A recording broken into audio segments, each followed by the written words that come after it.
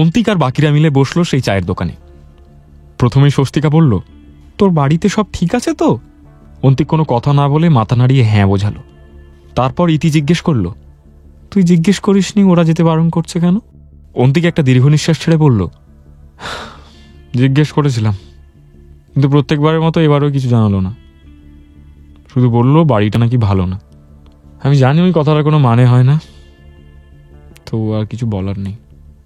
ইতি শুনে বলল, আচ্ছা বেশ, তুই রাগ করিস না। অন্তিক এই কথাটা শুনে যেন আরও রেগে গেল। সে বলল, কেন রাগ করবো না? কেন তুই বল, কেন রাগ করবো না? তা আমি কি ওই বাড়ির কেউ নই নাকি? এতদিন আমি ছোট ছিলাম, আমাকে কারণগুলো বলেনি, সেটা মানা যায়, কিন্তু এখন তো আমি বেশ বড় হয়েছি। কিছু একটা অসুবিধা থাকলে নিশ্চয়ই বুঝবো আমি। দিনের শেষে ওই বাড়িটা তো আমারই। তারপর কিছুক্ষণ চুপ থেকে অন্তিক আবার বলল, দেখ, ওটা আর কিছু করার নেই। বাবা মা আমাকে কিছুতেই যেতে দেবে না ওখানে। তা বলে আমাদের ঘুরতে যাওয়াটাকে তো মাটি করতে দেওয়া যাবে না। এখনো সময় আছে, আমরা সবাই মিলে আরেকটা প্ল্যান করি, অন্য কোথাও একটা যাওয়ার প্ল্যান করি। মেহেরপুরে প্রায় সবারই যাওয়ার খুব ইচ্ছে ছিল। পুরনো রাজবাড়িতে থাকার একটা থ্রিল আছে, সেই কারণেই সবাই এত আশা ধরে বসেছিল সেখানে যাওয়ার জন্য। অন্তিকের যাওয়া হবে না বলতেই সবাই বেশ আপসেট হয়ে পড়ল। কিন্তু ছুটি নষ্ট হবে এই কথা ভেবে আবার চিন্তা করতে শুরু করে, ঠিক কোথায় যাওয়া যায়। আগের দিনের মতো এদিনও অনেক জায়গার নাম বলে, কিন্তু কোনোটাতেই সবাই একমত হয় না। সবার মন ওই মেহেরপুরের রাজবাড়িতে আটকে পড়ে আছে। সবার মধ্যে অন্তিকের বাড়ি থেকে ফোন আসে।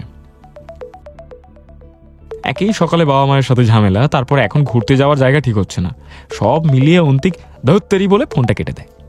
বাকিরা মানা করতে যায়, কিন্তু কিছু বলে ওঠার আর সাহস করে না।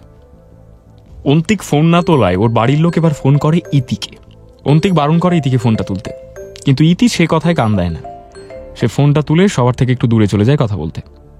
অন্তিকও তার পিছন পিছন যেতে যায়, কিন্তু বাকি বন্ধুরা ওকে যেতে দেয় না। বেশ কিছুক্ষণ কথা বলার পর ইতি হাসি মুখে ফিরে আসে। অন্তিক তখনও রেগে ইতির ওপর, ওর কথা না শোনার জন্য, তাই ও মুখ ঘুরিয়ে বসে যায়। ইতি সেটা দেখে সোজা চলে যায় অন্তিকের দিকে।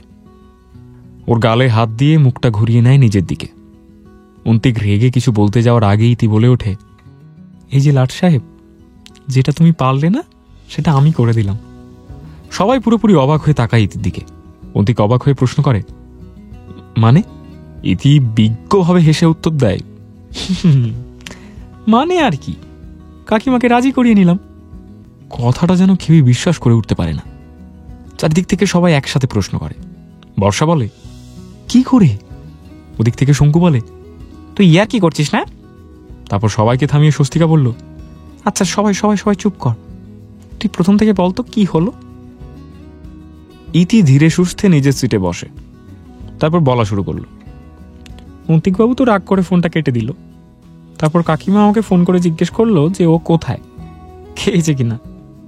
আমি বললাম তুমি চিন্তা করো না, আমরা ওকে ঠিক খাইয়ে দেব। তারপর কাকিমা আমাকে বলতে শুরু করলো যে অন্তিক নাকি এরকম ভাবে রেগে কোনোদিন বাড়ি থেকে বেরোয়নি, হঠাৎ ও এরকমটা করলো কেন। তখন আমি কাকিমাকে বুঝিয়ে বললাম সবটা, যে আমাদের সবার কতটা যাওয়ার ইচ্ছে ওই বাড়িতে, আমাদের সবার মন রাখার জন্য ওর জোর করে বলছে। তাছাড়া অন্তিক এসব পুরনো জিনিসপত্র খুবই ভালোবাসে, ওর পড়াশুনো সব এই নিয়েই, তাই নিজেদের একটা প্রাচীন বাড়ি থাকা সত্ত্বেও সেটা দেখতে পারছে না, এটা ওর খুবই খারাপ লেগেছে। ব্যাস, এটা শুনে কাকিমা একদম চুপ করে গেল। তারপর আমি আবার বুঝিয়ে বললাম যে আমরা সবাই যাচ্ছি, তো ও একা যাচ্ছে না, আমরা সবাই ওকে চোখে চোখেই রাখবো, কিচ্ছু হবে না। এটা বলতেই কাকিমা বলল যে কাকুর সাথে কথা বলে আমাদের যাওয়ার ব্যবস্থা করছে। এত কথা বলে সে চায়ের কাপে একটা চুমুক দিল। সবার মুখ এক নিমেষে হাসিতে ভরে গেল। অন্তিক যদিও এখনো বিশ্বাস করে উঠতে পারেনি, ও বলল, মা রাজি হয়ে গেল, আর কিছু বলল না। ইতি একটু বিরক্ত হয়ে অন্তিকের দিকে তাকিয়ে বলল, এটাই তোর দোষ জানিস তো, কাউকে বিশ্বাসই করিস না। দেখ, সবসময় তুই বোঝালে কাকু কাকিমা নাও বুঝতে পারে, কিন্তু সেই জায়গায় কোনো বন্ধু বোঝালে তো বুঝবে। এটা শুনে অন্তিক আর কিছু বলল না। ভেতরে ভেতরে সেও বেশ খুশি হয়েছে। এতদিন ধরে যে বাড়িটাতে যাওয়ার ইচ্ছে ছিল সেটার অনুমতি সে পেয়েছে, তাও আবার যাচ্ছে নিজের বন্ধুদের সাথে। সেসব ভেবে অন্তিক বলল, আচ্ছা বেশ, তাও যদি হয় তাহলে আমাদের তো সব জামা কাপড় গোছাতে হবে, আর বাড়ির কি অবস্থা, ওখানে গিয়ে আমাদের দেখাশোনা কে করবে, খাবার দাবারের ব্যাপার সবটাই দেখতে হবে। আমি চললাম, আমাকে বাড়ি যেতে হবে। তোরা বাড়ির পথে রওনা দে, সব জামা কাপড় গিয়ে গুছিয়ে ফেলছে। আমি টাটা টাটা টাটা আমি বেরোলাম। এই বলে অন্তিক এগিয়ে গেল তার বাড়ির পথে। বাকিরাও যাওয়ার আনন্দে এগিয়ে গেল নিজের বাড়ির পথে। অন্তিক বাড়ি ফিরে দেখলো ওর বাবা মা বসার ঘরে। অন্তিক ঘরে ঢুকতেই কথা থেমে যায়। নজর পড়ে অন্তিকের ওপর। আজকে সকালে যেভাবে অন্তিক ব্যবহার করেছিল সেটা এখন ভেবে ওর নিজেরই খারাপ লাগছে। অন্তিক চুপচাপ দাঁড়িয়ে থাকে দরজার কাছেই। অন্তিকের মা বলে, ওখানে ওভাবে দাঁড়িয়ে থাকার মতো কিচ্ছু হয়নি। আমরা রেগে নয়, বেশ খুশি হয়ে অনুমতি দিয়েছি। যা আগে কিছু খেয়ে নে, তারপর আমি জামা কাপড় গুছিয়ে দেবো ওখান, ঠিক আছে? আর বাবার কাছ থেকে সব জেনে নে। প্রথমবার যাচ্ছিস, তাও বন্ধুদের সাথে। এই বলে অন্তিকের মা চলে যায় রান্নাঘরের দিকে। অন্তিকও এগিয়ে যায় নিজের রুমের দিকে। ঠিক তখনই ওর বাবা ওকে ডাক দেয়। অন্তিক সেটা শুনে আবারও ফিরে আসে, বাবার পাশে চেয়ারে বসে জিজ্ঞেস করে, কিছু বলছো বাবা? ওর বাবা কিছু একটা ভেবে নিয়ে বলে, হ্যাঁ, যাচ্ছিস যখন ওখানে খুব সাবধানে থাকিস। মানে এমনিতেই পুরনো বাড়ি, কেয়ারটেকার আছে ঠিকই, কিন্তু সে কতটাই বা ভালো অবস্থায় রাখবে বাড়িটা সেটাই চিন্তা। তাও আমি তোকে ওর নম্বর দিয়ে দেবো। বাড়ির চাবি সব ওর কাছেই আছে, কথা বলে নিবি একবার। আর খাবার দাবারের ব্যবস্থা ওই কেয়ারটেকারই করে দেবে। এখন মেহেরপুরে যাকে বলে অজ পাড়া গ্রাম, বুঝলি, ওখানে বোধ হয় হোটেল টোটেল খুব একটা বেশি নেই। একটা দুটো আছে হয়তো, তাই বেশিরভাগ বাইরে কিছুই খেতে পাবি না, যা খাবার ওই বাড়িতেই খেতে হবে। অন্তিক মাথা নেড়ে মনোযোগ দিয়ে সব কথা শোনে।